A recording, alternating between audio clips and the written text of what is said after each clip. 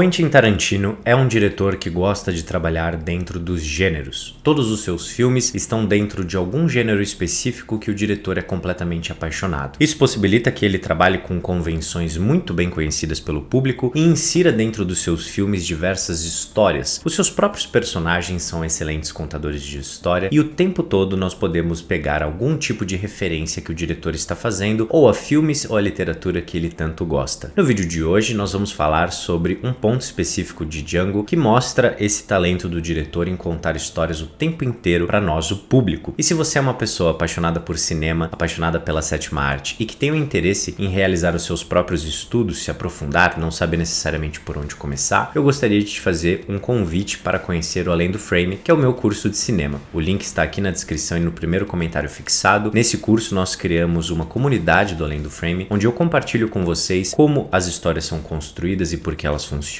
onde nós aprendemos mais sobre a narrativa e suas possibilidades. Nós também mergulhamos na linguagem cinematográfica, onde a gente entende como os realizadores utilizam todas as ferramentas por trás de um filme para te contar uma história. A partir do momento que você souber essa linguagem, a sua relação com os filmes muda por completo. E eu também ensino você, é claro, a criar as suas próprias análises e desenvolver o seu olhar crítico. E isso você vai poder usar tanto para ter uma relação mais profunda com o cinema, como também para construir as suas próprias histórias, se for o seu interesse. Fica aqui o convite, pessoal. Como eu disse, o link está aqui embaixo. Vai ser um prazer te ver lá na comunidade do Além do Frame. E agora, bora falar sobre esse filmaço que é o Django.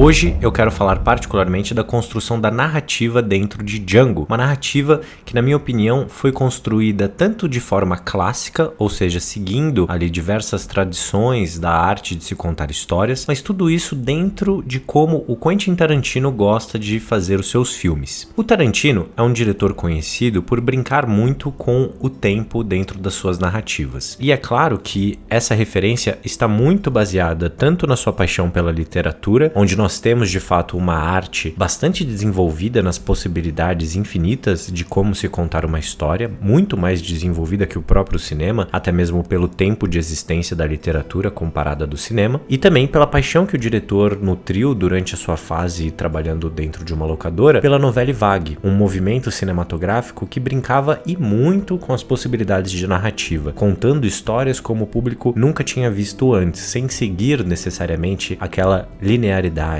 aquela forma de se contar uma história com começo, meio e fim. E o interessante dentro de Django é que o diretor decidiu contar uma história clássica. Ele decidiu contar não só uma história clássica, como uma das histórias que você talvez mais tenha visto em toda a história da humanidade. A famosa história reproduzida diversas vezes da princesa presa no castelo que precisa ser resgatada pelo príncipe, e esse príncipe, é claro, vai ter que passar por diversos obstáculos para conseguir chegar até o objetivo de salvar aquela princesa. Você com certeza já ouviu essa história antes, e o Tarantino faz questão de comentar a estrutura do filme dentro do próprio filme. O que eu quero dizer com isso é o seguinte: quando nós descobrimos que tipo de filme estamos vendo, né? Nós começamos Django conhecendo esse personagem interpretado pelo Jamie Foxx como um escravo que é libertado pelo personagem do Christopher Waltz, o Dr. Schultz, para cumprir uma missão bastante específica e que é resolvida rapidamente dentro da obra. O Dr. Schultz está atrás de 3 homens que trabalhavam em uma fazenda de onde o Django foi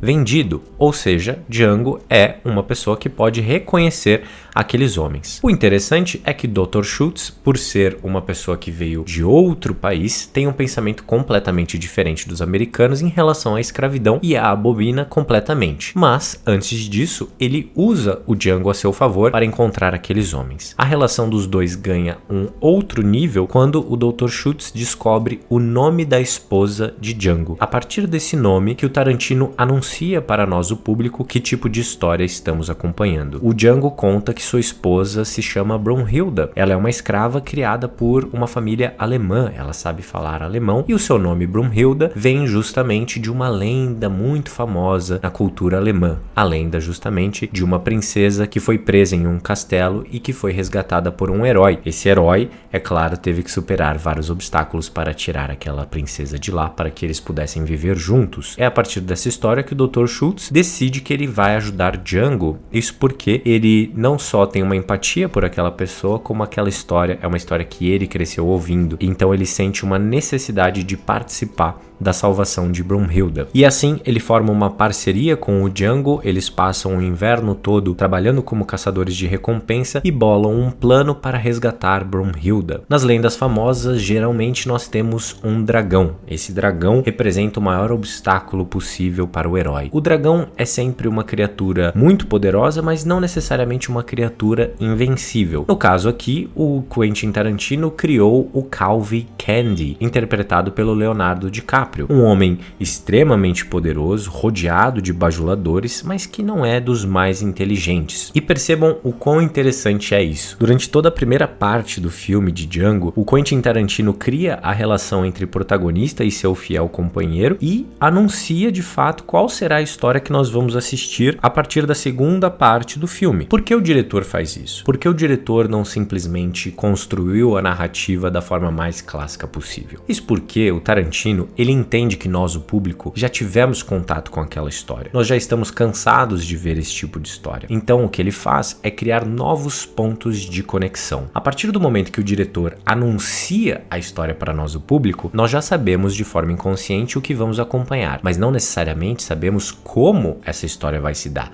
o que vai acontecer para que Django possa de fato resgatar a Brunhilde. E é claro, nós estamos falando de um filme do Quentin Tarantino, que sempre gostou de apresentar para o público a sua própria contribuição para determinado gênero, para determinada narrativa. Esse é um diretor muito especial, e por que eu gosto tanto de falar sobre ele? Ele não se atém ao que já foi construído apenas. Ele não se dá o trabalho de simplesmente replicar fórmulas que já foram bem sucedidas. Ele gosta de trabalhar dentro de filmes de gênero, isso é fato, mas principalmente ele sente uma responsabilidade de contribuir para aquele gênero. E aí vários pontos são importantes. O primeiro de todos é ele colocar o herói Django como um homem que começa como escravo e passa por um arco dramático até se transformar nesse herói. Mas como o Quentin Tarantino faz isso é justamente o que faz dele ser um diretor tão especial. Ele traz o filme para dentro dessa questão da escravidão. O Django é um ex-escravo que precisa resgatar a sua esposa que está escravizada dentro daquele espaço. É uma forma brilhante do diretor em trazer uma história que já foi contada várias vezes, só que ele traz esse novo ponto, ele traz essa conexão. Essa forma que o diretor trabalha faz com que ele seja brilhante, como ele conecta pontos diferentes. Então ele pega o gênero de faroeste, ele traz para a época da escravidão e coloca o herói, que é um personagem que passa de escravo até o herói que salva a donzela indefesa. Não teria como o público não se relacionar com essa história, porque ela está no nosso DNA. Mas as alterações que o Quentin Tarantino realiza fazem com que Django seja um filme com uma história refrescante, uma história que nós já vimos outras vezes, mas não contada dessa forma. E não é à toa que esse diretor, quando vai dar alguma dica de roteiro, sugere para as pessoas para que elas escrevam filmes que elas gostariam de ver no cinema, mas que não existem ainda. O diretor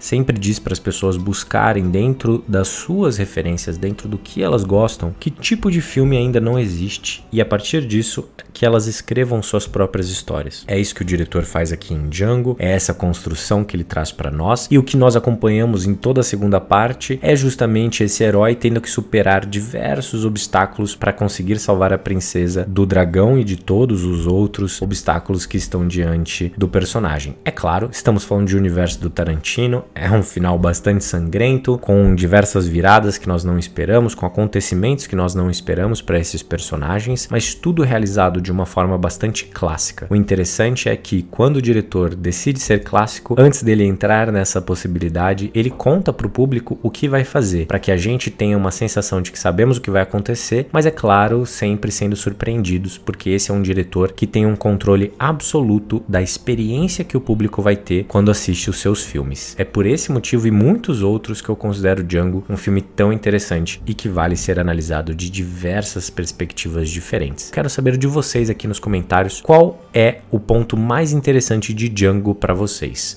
Me conta aqui e a gente se encontra no próximo vídeo, pessoal.